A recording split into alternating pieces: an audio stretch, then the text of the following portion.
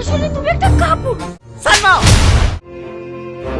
তাহলে কি এবার টনির সংসার ছেড়ে চলে যাবে সালমা? কি হতে চলেছে ব্যর্থ নাটক 2 নাম্বার পর্বে, আর কবে আসতে চলেছে, আর আপনি কি করলে ব্যর্থ নাটকের 2 নাম্বার পর্বটি সবার আগে দেখতে পারবেন?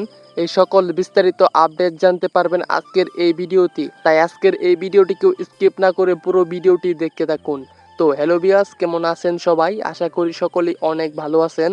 মূল ভিডিওতে যাওয়ার আগে আপনি যদি এখনও আমাদের এই চ্যানেলটিকে সাবস্ক্রাইব করে না থাকেন, তাহলে প্রতিনিয়ত নাটকের আপডেট জানতে চ্যানেলটিকে সাবস্ক্রাইব করে রাখুন। তো ভিউয়ার্স, ব্যর্থ নাটকের প্রথম পর্বটি আপনাদের কাছে কিরকম লাগছে তা অবশ্যই আমাদের এই ভিডিওতে কমেন্ট করে জানাতে ভুলবেন না। ভিউয়ার্স, ব্যর্থ নাটকের প্রথম পর্বের মধ্যে আমাদেরকে দেখানো হয় টনি একজন সাধারণ স্কুল মাস্টার। তাছাড়া টনির কিন্তু অনেক যোগ্যতা রয়েছে, তাই দেখে কিন্তু সালমা টনির সাথে প্রেম করে বিয়ে বসে।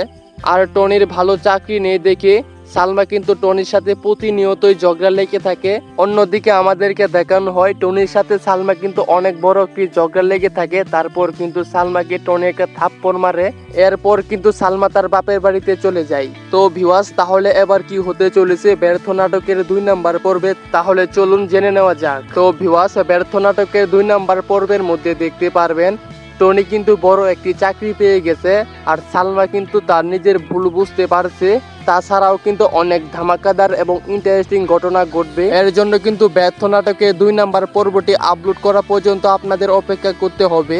তাহলে কবে 2 নাম্বার পর্বটি আপলোড করবে চলুন জেনে নেওয়া যাক। তার আগে আপনি যদি প্রতিনিয়ত নাটকের আপডেট সবার আগে জানতে চান, তাহলে আমাদের এই চ্যানেলটিকে সাবস্ক্রাইব করে রাখুন। তো ভিউয়ার্স, ব্যর্থ নাটকের 2 নাম্বার পর্বটি আগামী 6 থেকে 7 দিনের মধ্যেই পল্লিগ্রাম ইউটিউব চ্যানেলের মধ্যে আপলোড করা হবে। কারণ একটি নাটকের স্ক্রিপ্ট এবং শুটিং এডিটিং করতে অনেক সময় লেগে থাকে। তাছাড়াও নাটকটি আপলোড করার সাথে সাথেই আমি আপনাদেরকে আপডেট জানিয়ে দেব।